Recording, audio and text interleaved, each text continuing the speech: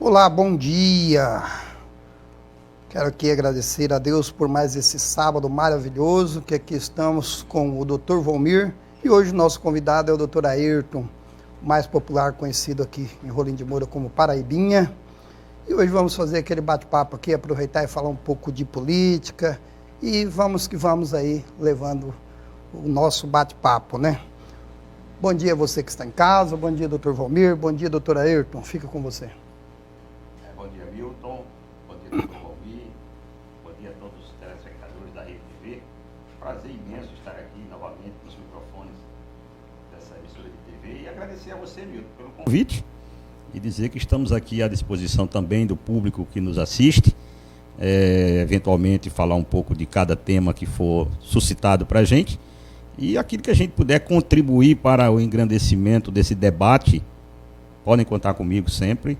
No que puder e no que souber, estou aqui para colaborar. Nosso cumprimento a todos, especialmente aos telespectadores e ao nosso particular amigo Dr. Ayrton. É uma pessoa formidável, interessante, e eu sempre gosto, Milton, de falar aquelas coisas que não tem que se falar em off, né? O povo não pode ficar sabendo. Então, é interessante, um sábado maravilhoso como esse, estar aqui, levando esse bate-papo a todos os telespectadores, mais um sábado. Os nossos cumprimentos a todos, e em especial a você, Dr. Ayrton, o Paraíba. Eu que digo aqui, eu que agradeço o Dr. Ayrton por sempre quando convido ele se coloca à disposição para estar aqui levando as informações até você. Hoje nós quero aproveitar aqui, Dr. Volmir, aproveitar o Dr. Ayrton para nós falar um pouco das políticas, né, do nosso estado, do Brasil e do mundo hoje, né, que se alastrou aí as informações para muito longe, né, doutor?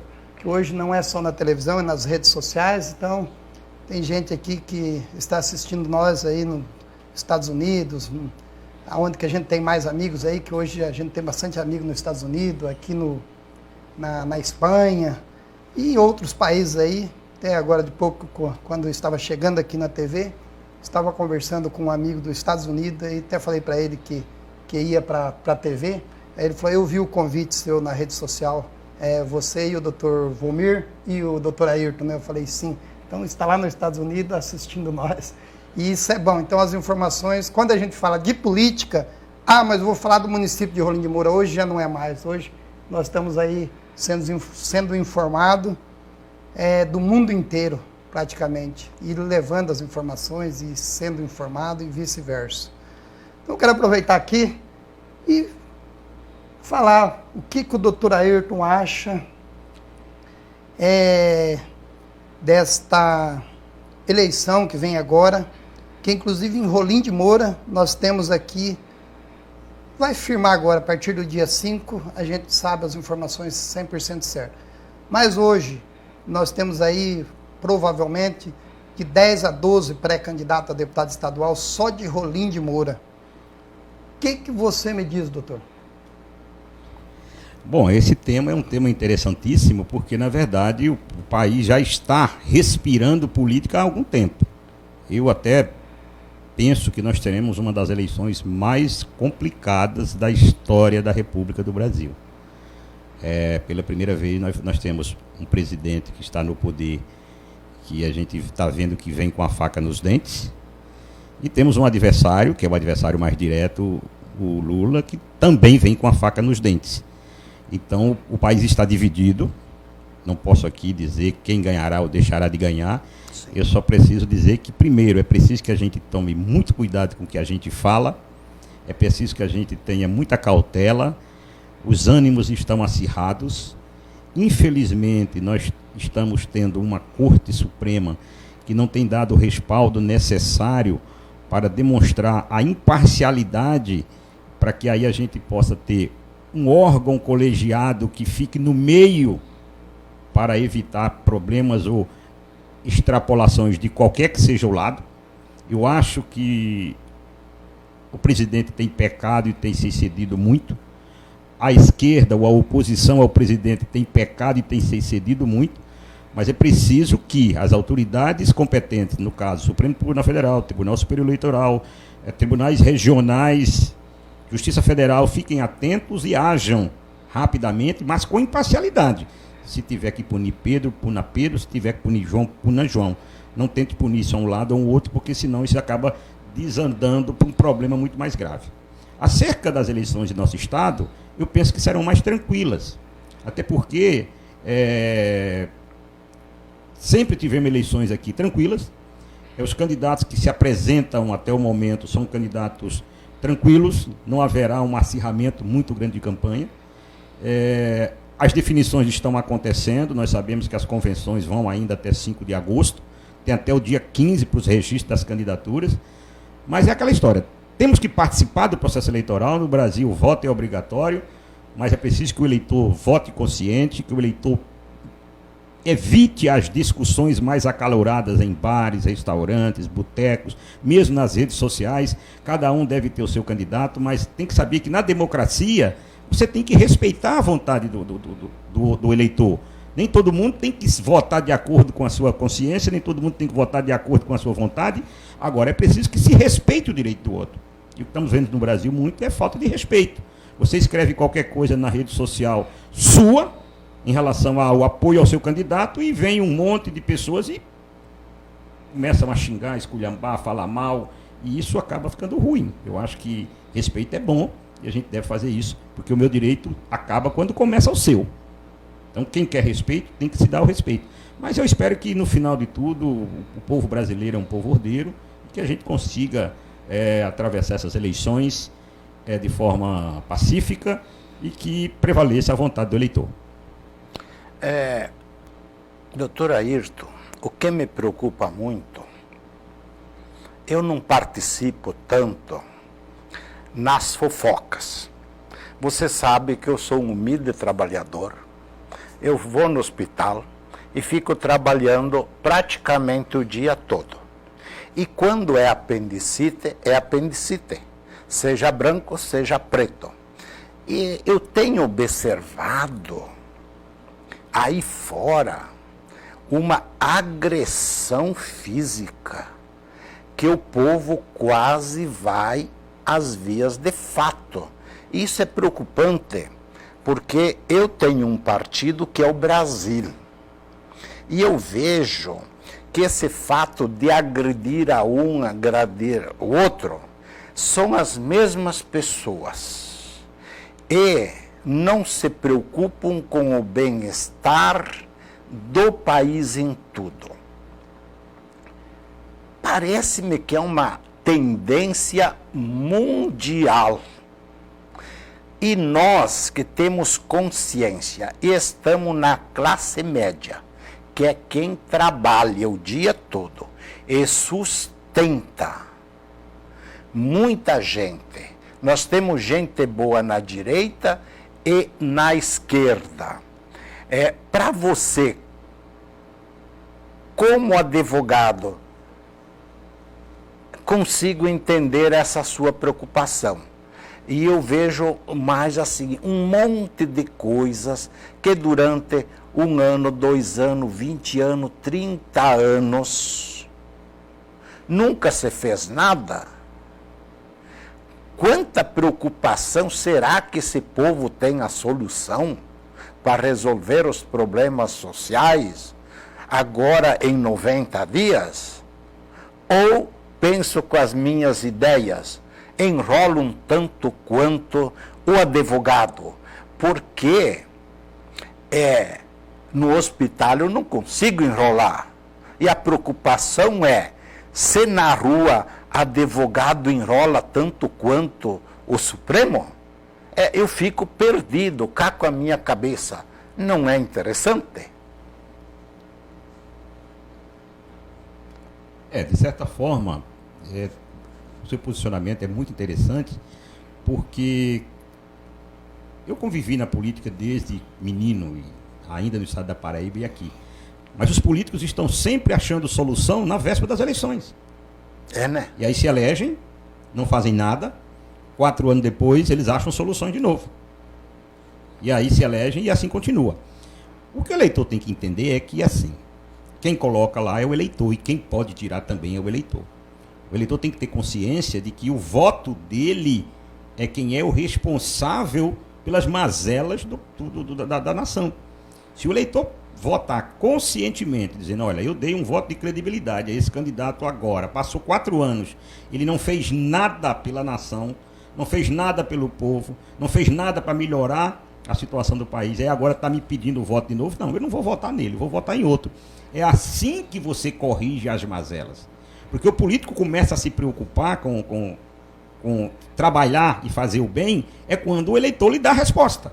Você pode ver que cada político que perdeu uma eleição, porque o povo deixou de votar nele, quando ele volta com outro pensamento, com outra forma de trabalho, porque aí ele sabe que precisa mostrar serviço. Então, o eleitor tem que deixar essa paixão doentia pelo candidato, essa paixão doentia pelo político, essa paixão doentia pela cor partidária e focar muito mais na decência, na credibilidade, no trabalho, na honestidade e em quem efetivamente vai trazer retorno. Não é trazer retorno trazendo um dinheirinho para o eleitor, uma cesta básica, mas dar o retorno em saúde, educação, postos de trabalho. É isso que a gente tem que pensar. O eleitor tem que se conscientizar nisso, porque acontece o seguinte, se você abre frentes de trabalho com o seu trabalho na Câmara, você vai beneficiar toda uma população.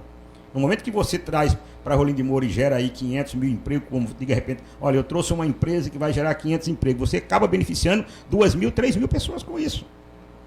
Entendeu? Agora, infelizmente, tem muitos políticos que candidatam, se elegem apenas para o benefício próprio de sua família.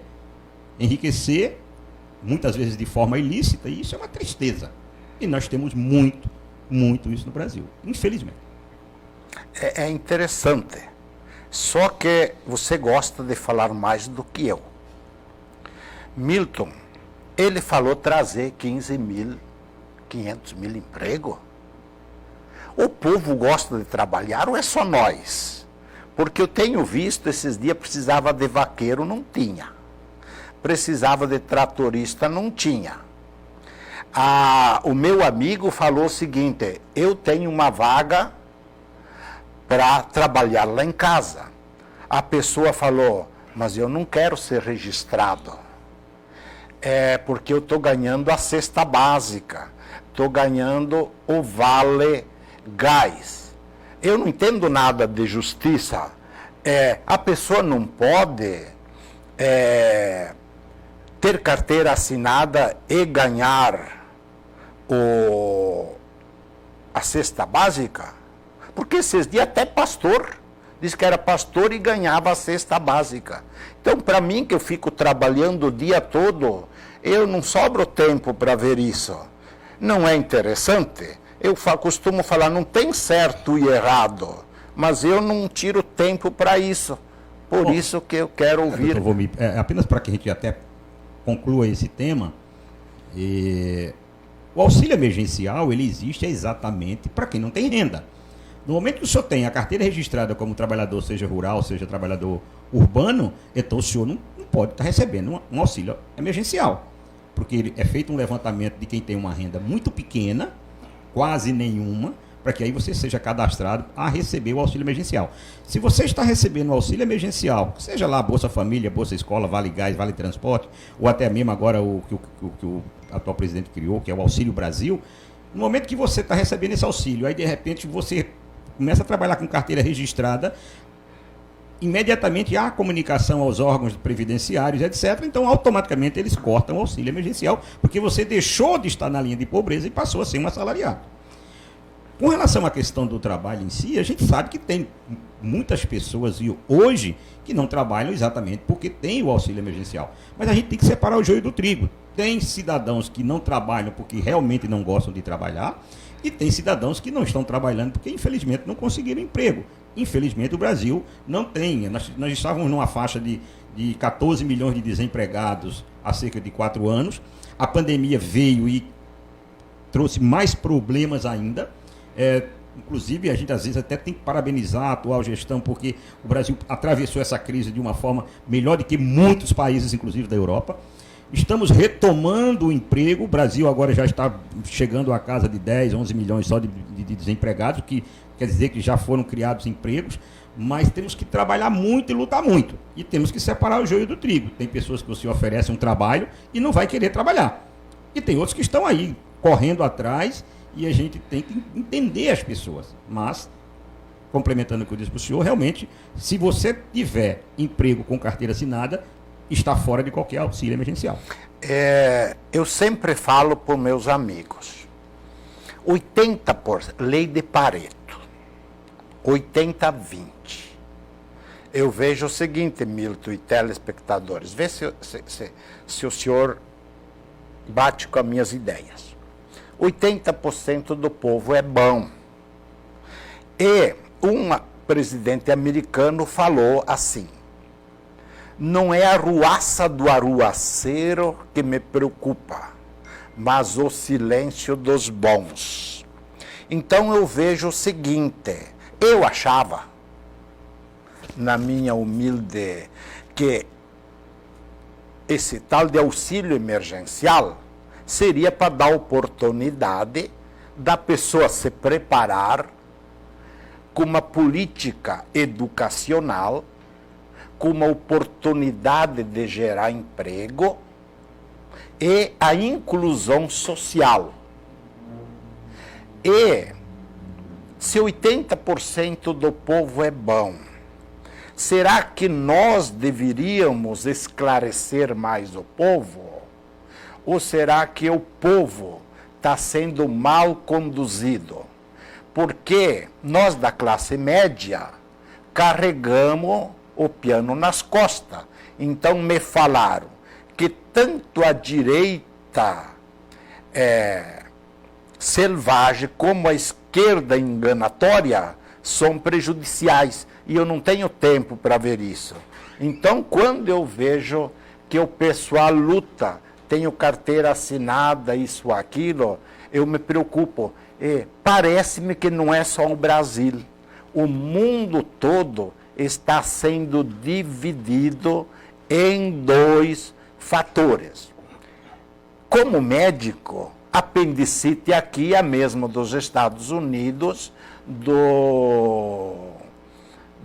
da China. E as leis, como é que se faz as leis? Porque advogado trabalha em cima da lei. A lei não deveria analisar com bons fatos? Ou o pessoal ainda faz leis que beneficia um ou outro? Cá com a minha cabeça, eu quero entender. É muito fácil responder isso aí para o senhor, e em curtas palavras. Quem é que faz as leis num país? Eu não sei. É o Congresso Nacional e o Senado da República. Legislativo. Né? O poder legislativo que tem o poder de edificar as leis. E, na maioria das vezes, estão legislando em causa própria. Muitas das leis são ruins porque os políticos já fazem pensando neles. E o povo não pode mudar? Não, como é que o povo vai mudar? Votando ou não votando naquele candidato. O povo vai mudar. É o que eu acabei de dizer lá atrás. Só o povo que põe é o povo que tira. Agora, quando o povo põe, o povo está dando uma procuração para que o político haja em seu nome. Cada lei que um político faz, ele está fazendo porque outorgaram-lhe poderes para isso. É a mesma coisa do senhor contratar meus serviços profissionais, o senhor me dá uma procuração. No momento que o senhor vota num determinado candidato, o senhor está dando a ele uma procuração para representá-lo. Lógico que o senhor gostaria que ele lhe representasse bem, e muitas vezes ele não lhe representa bem. Nós temos as leis que são feitas aí, os penduricalhos e as coisas que vêm, que muitas vezes vêm só para proteger efetivamente quem está no poder. E aí, nós ficamos à mercê disso. A nossa resposta qual é? É caçar esses poderes dessa procuração que nós lhe demos. Como? Não votando nele no próximo pleito. Eu concordo aí com o doutor Ayrton, doutor Volmir. Mas estamos chegando no momento agora. Agora, dia 2 de outubro, é o momento de você, eleitor, cuidar para quem você vai assinar a sua procuração lá, nas urnas eletrônicas. Lá é apenas a sua assinatura lá que você vai dar. Então, analisa, tem tempo. Nós temos aí ainda 69 dias, 68, 69 dias ainda para fazer uma análise. Então, perca o seu tempo de assistir um programa de televisão, perca o seu tempo de receber o candidato na porta da sua casa, perca o seu tempo de fazer qualquer coisa para estar junto com ele, para estar observando. Pergunte para alguém quando você não conhece. Ah, quem é o deputado fulano de tal, que já está no mandato? É, gente boa, fez o quê?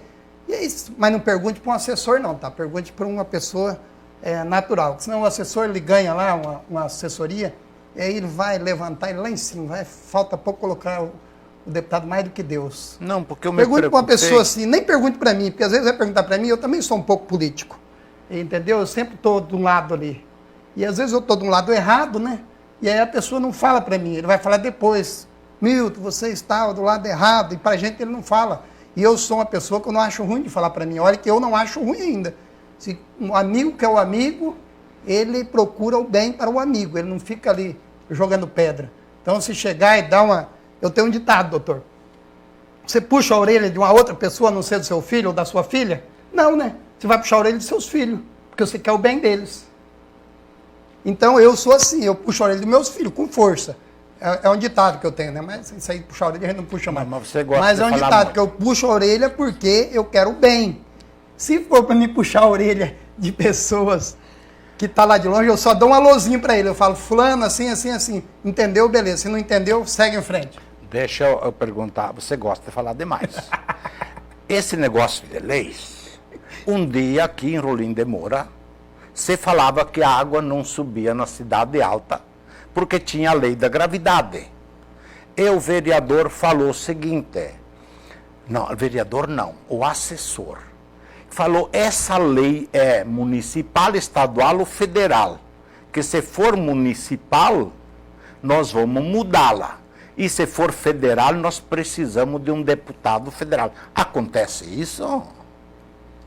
Olha, isso é uma brincadeira que fizeram aí, mas não é de duvidar, porque eu atuei como advogado em muitas câmaras municipais e prefeituras municipais e a gente tem visto projetos de lei, até porque é o seguinte, no Brasil, o candidato a vereador é muitas vezes uma pessoa semi-analfabeta. E às vezes envia projetos ou faz requerimentos no sentido de coisas bárbaras. Eu vou citar um exemplo aqui, que por ser ético, a gente não pode dizer O nome, né? o nome nem qual foi a Câmara, mas teve um requerimento de um vereador que propunha ao presidente da Câmara que enviasse ofício ao prefeito para que contratasse com rapidez um dentista com especialização em odontologia. Isso é um absurdo do absurdo, porque não existe um dentista com especialização em odontologia. A pessoa é odontólogo, se for formado é odontólogo. E isso eu li esse requerimento, então acontece muito essas coisas. O que a gente tem que entender é que assim, o detentor do voto é aquele que tem popularidade e muitas vezes pode não ser muito alfabetizado, muito estudado. Aí teria que, se fosse o caso, mudar para que só pudesse candidatar-se quem tivesse curso superior. Mas aí como é que ficaria a democracia? Como é que a representatividade do povo? Porque você veja bem, quando nós vamos para o tribunal do júri, que é o júri popular, escolhe-se entre os membros da comunidade, mas ali tem professores, funcionários públicos, tem gente formada, tem trabalhador da roça, tem do campo. Quer dizer, há de diversos segmentos da sociedade. Então, na política também é preciso, porque se não tem alguém que trabalha no agronegócio, como é que vai representar quem é do agronegócio? Se não tem médicos, deputados, como é que vai lutar pela saúde? Então, é preciso que haja isso. E é preciso também que haja o representante das classes mais humildes. Sim. Porque existem muitas pessoas analfabetas, semi-analfabetas, e essas pessoas falam a linguagem, muitas vezes, do candidato que tem. O que é preciso eu sempre disse, eu já trabalhei para um prefeito que era semi-analfabeto, mas o que se propunha? Eu tenho os votos, sou semi-analfabeto, mas eu preciso me cercar de pessoas que têm capacidade e competência para me auxiliar. Então, se um vereador que não tiver muitos conhecimentos, mesmo de lei, ou que seja semi-analfabeto, se elege, mas tem boas intenções e coloca uma assessoria que lhe dê respaldo, ele pode fazer uma gestão muito profícua, que eu já vi casos aqui de vereadores que eram semi-analfabetos serem melhores vereadores do que os formados. Concordo com Sim, você. foi Entendeu? exato. Então, dentro desse contexto, a gente tem que sempre separar o joio do trigo. Isso. Infelizmente, o nosso eleitor não tem a prática de fiscalizar o candidato que ele votou. A maioria dos eleitores, quando chega 4 anos depois, você pergunta em quem ele votou para deputado e muitos não vão nem lembrar em quem votou. Existem inúmeros portais aí que colocam a atividade do deputado, que ele fez, o que ele está fazendo, etc. Mas quantos fiscalizam? Quantos pesquisam? Não tem. O eleitor espera 4 anos para ser enganado de novo. Esse é o problema. Por isso que é preciso essa consciência do eleitor. E quando o Milton disse no início que nós teremos nesse pleito eleitoral provavelmente 10 a 12 candidatos a deputado estadual, eu fico muito feliz com isso. Sabe por que eu fico feliz? Porque tem pessoas que estão com coragem para colocar o seu nome para apreciação e está tendo a oportunidade dos eleitores escolherem entre esses aí quem pode melhor lhe representar. Às vezes você vai votar e fala, pô, mas só tem 2, 3 aqui, eu não gostaria de votar em nenhum desses. Mas quando se tem 10, 12, você tem a opção. O que é importante é que não fique votando aí porque quer uma dentadura, porque quer um tijolo, porque quer uma telha, não.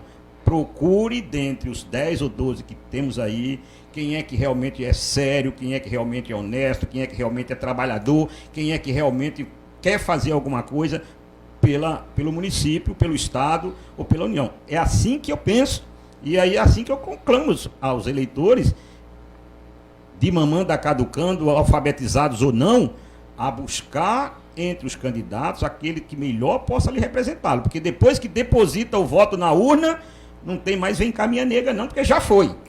A vaca foi pro brejo com corda e tudo. E é bom que saiba que em época de campanha todo político é bonzinho. Nossa, perde tempo. Depois da eleição é que você vai conhecer o político. Então, não é a primeira eleição que estamos votando, são várias, e a cada 2 anos temos eleições, então já está na hora de que a gente possa. Hoje tem mais facilidades, porque as redes sociais hoje trazem informações todo dia e toda hora. Isso. Então o eleitor hoje já está um pouco mais esclarecido.